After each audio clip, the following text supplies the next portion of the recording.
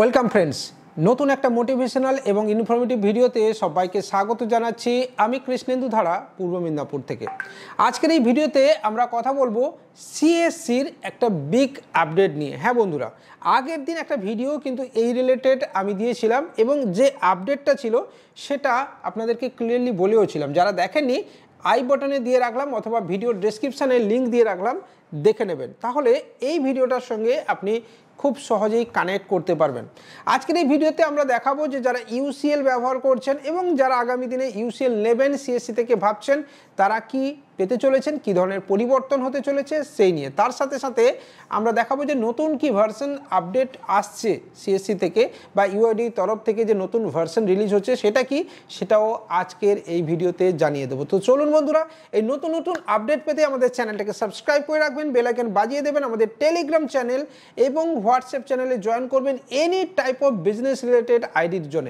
সেটা AEPS ID হতে পারে বা যে কোনো পেমেন্ট ব্যাংকের আইডি হতে পারে, প্যান রিগার্ডিং হতে পারে বা যে কোনো ধরনের আইডি হতে পারে, অর্থাৎ আইআরসিটিসি হতে পারে। তো চাইলে আপনি আমাদের টেলিগ্রাম চ্যানেল, হোয়াটসঅ্যাপ চ্যানেলে জয়েন করবেন, আমাদের ফেসবুক পেজ, ইনস্টাগ্রামেও আপনি ভিজিট করতে পারেন। যে ভিডিওগুলো আপনি ইউটিউবে দেখছেন সেটা একটা সময় আপনি ফেসবুকেও দেখতে পাবেন। তো চলুন, সব কিছু করা হয়ে থাকলে এবার মূল ভিডিওতে ঝাঁপিয়ে পড়ি। ইউআইডিএর তরফে নতুন যে ভার্সান রিলিজ করে দেওয়া হয়েছে, সেই নতুন ভার্সানটা আপনাদেরকে ক্লিয়ারলি বলে দিই। ইউআইডিএ নোটিফিকেশানে বলে দেওয়া হয়েছে ইসিএমপি V3.3.4.21931-1 এই নতুন আলফা ভার্সানটাকে কিন্তু ইউআইডিএ রিলিজ করছে। হ্যাঁ বন্ধুরা, তো এখানে এই নতুন ভার্সানে কি কি থাকবে সেটা আপনাদেরকে বলবো, এবং নতুন যে ফিচার, যারা ইসিএমপি এবং ইউসিএল ব্যবহার করবেন তাদের জন্য বেশ কিছু নতুন ফিচার কিন্তু ইউআইডির তরফে ক্লিয়ারলি বলে দেওয়া হয়েছে, এবং সেই নতুন ফিচারগুলো আপনাদেরকে বলতে চাই। এবং আপনাদেরকে আগেও বলেছিলাম যে খুব শিগগিরই ইউসিএলে বড় ধরনের একটা পরিবর্তন হতে চলেছে, এবং খুব শিগগিরই হয়তো বা ইউসিএলের মাধ্যমে বায়োমেট্রিক আপডেট এবং তার সাথে সাথে নেম কারেকশন এবং ডিওবি কারেকশন বা অন্যান্য ফ্যাসিলিটিজও আপনি পেতে শুরু করবেন। এবং এছাড়া ইউনিভার্সাল ক্লায়েন্ট বা ইসিএমপি যেটা রয়েছে, সেখানেও কিন্তু এই ধরনের ফ্যাসিলিটি আগে থেকে রয়েছে, এবং খুব শিগগিরই হয়তো সিএসসির তরফ থেকে ইসিএমপিও দেওয়া হবে। সিএসসি সম্পর্কে যারা জানেন না তাদেরকে আরেকবার একটুখানি বলে দিই যে সিএসসি রেজিস্ট্রেশন আপনি করতে পারেন 1479 টাকায়। নিজেই আপনি আপনার ডেস্কটপ বা ল্যাপটপে রেজিস্ট্রেশন করতে পারবেন এবং সহজেই আপনি টিএসি বা টেলি এন্টারপ্রেনার কোর্সের পরীক্ষা দিতে পারবেন। অনেকগুলো চান্স আপনি পাবেন যেখান থেকে আপনি খুব সহজেই পাস করে যাবেন। তার আগে আপনি অবশ্যই একটু অনলাইন স্টাডি করে নেবেন কীভাবে টেক আপনি পাস করতে পারেন, এবং প্রচুর কোশ্চিন আপনি অনলাইনে পাবেন যেখান থেকে আপনি ইজিলি টেক পাস করে যাবেন, এবং এর ফলে আপনি টেকের একটা সার্টিফিকেট পাবেন এবং একটা নম্বর পাবেন যেখান থেকে আপনি সিএসসির রেজিস্ট্রেশনও করতে পারবেন। এবং রেজিস্ট্রেশন করলে একটা নির্দিষ্ট সময়ের মধ্যে সিএসসি ডিস্ট্রিক্ট ম্যানেজার বা ডিস্ট্রিক্ট কোঅর্ডিনেটর যারা রয়েছেন তারা আপনার সব ভিজিট করবেন, এবং আপনার সব কিছু ঠিকঠাক থাকলে আপনি অবশ্যই সিএসসির আইডিও পেয়ে যাবেন। এবং সিএসসির আইডি পেলে তবেই আপনি আগামী দিনে কিন্তু ইউসিএল এর জন্য অ্যাপ্লাই করতে পারবেন।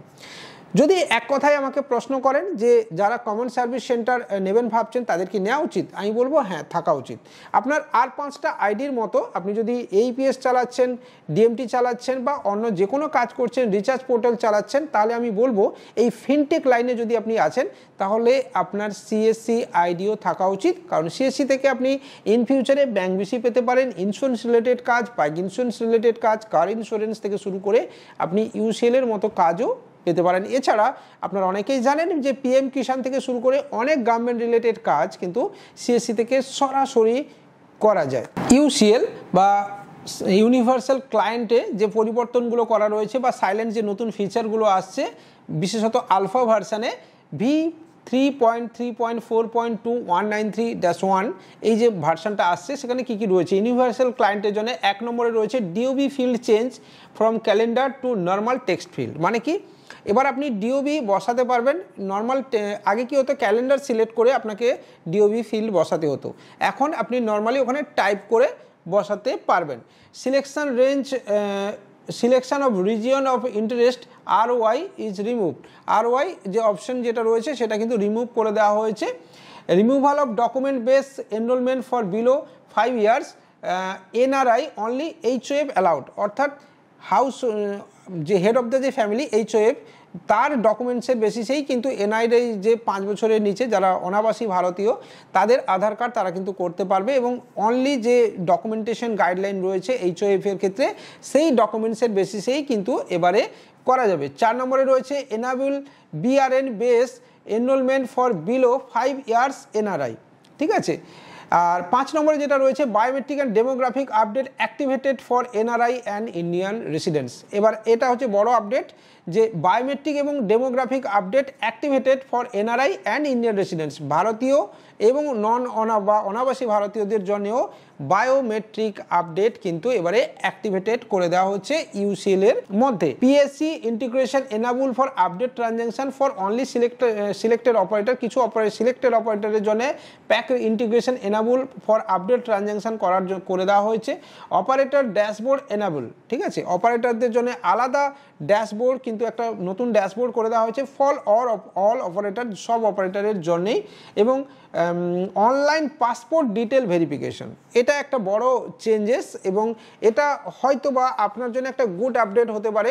আপনি ভেবে দেখুন যে অনলাইন পাসপোর্ট ভেরিফিকেশন হয়তো বা এবার আপনি CSC বা কমন সার্ভিস সেন্টারে বসে করতে পারবেন। তবে এটা ঠিক যে পাসপোর্টের কাজ অনেক কম হয়, কিন্তু এটাও ঠিক যে পাসপোর্টের কাজ একটা নির্দিষ্ট জায়গাতে বেশি হয়, ঠিক আছে। কিন্তু হয়তোবা CSC ধীরে ধীরে চাইছে যে প্রতিটি সেন্টারকে পাসপোর্ট সেবা কেন্দ্র, অলরেডি CSC থেকে কিন্তু পাসপোর্ট অ্যাপ্লাইয়ের অপশান রয়েছে, বা বাইরে থেকেও অনেক মানুষ করে এবং অনলাইন ক্যাফে থেকে অনেক মানুষই করে। তো CSC চাইছে যে পাসপোর্ট রিগার্ডিং কাজ এখান থেকে খুব সুন্দরভাবে স্মুথলি দিতে, তাই অনলাইন পাসপোর্ট ডিটেল ভেরিফিকেশন কিন্তু এখানে অপশন দিয়ে দেওয়া হয়েছে। Provisional to collect old and new set document details to calculate number of days of stay in India by a foreigner, ঠিক আছে। এখানে পুরো ডিটেল কিন্তু চেঞ্জ করে দেওয়া হয়েছে, মানে এই নতুন নতুন আপডেটগুলো দেওয়া হয়েছে। এবং ECMP যে ভার্সন সেখানে কিন্তু আলাদা আরেকটি ইউনিভার্সাল ক্লায়েন্টের সঙ্গে এখানে আলাদা একটা আপডেট দেওয়া হয়েছে। Display pop up message to pertaining to name, gender, DOB limit after entering Aadhaar number is update flow।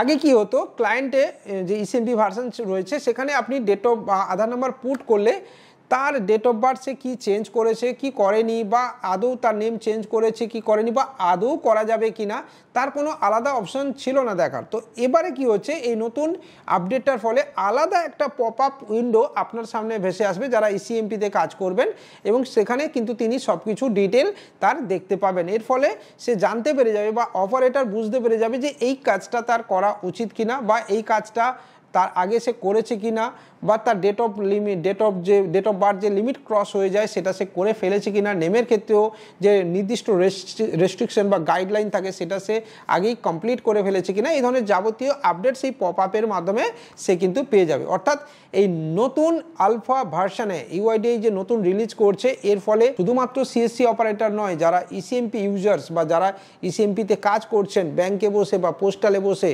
বা যে কোনো অন্য জায়গাতে বসে, সেখানে সে কিন্তু ভালো একটা ফ্যাসিলিটিস পাবে বা ভালো একটা আপডেট পাবে।